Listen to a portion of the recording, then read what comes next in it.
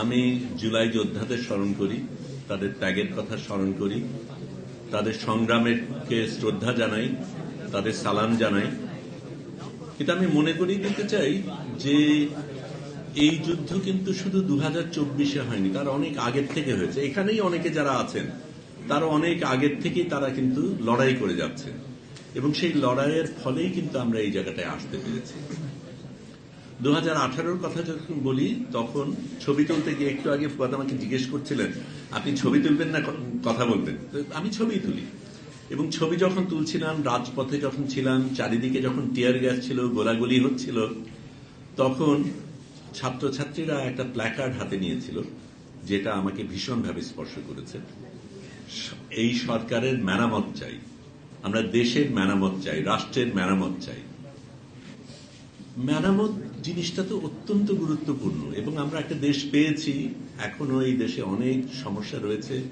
এই দেশকে আমাদের কোনো না কোনোভাবে মেরামত করতে হবে, এবং আমি মনে করি এই জুলাই সনদটা সেটাই করতে চায়, দেশকে মেরামত করতে চায়। সেটা অনেক দিনের সংগ্রাম, অনেকগুলি মানুষ সেই জায়গায় শ্রম দিয়েছে, ত্যাগ করেছে, সেই কারণেই আমরা আসছি। কিন্তু মেরামত যখন করতে হয় তখন কিন্তু সবসময় সুন্দরভাবে যায় না।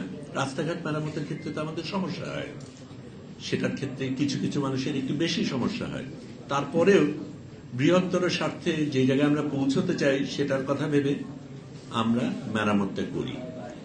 এখন কিছু কিছু জায়গায় সমস্যা আছে বলে আমি মেরামতটাকে বাদ দিয়ে দেব, এটার কোনো যুক্তি আমি দেখি না।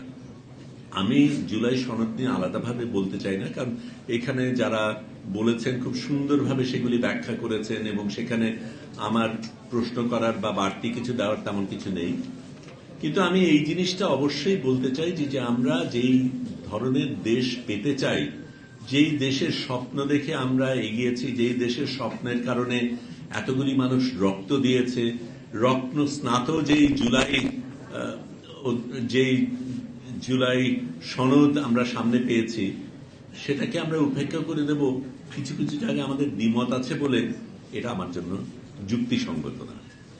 দ্বিমত থাকতেই পারে এবং থাকবে, সেটাই হওয়া উচিত, যে কোনো গণতন্ত্রে সেটাই হওয়া উচিত।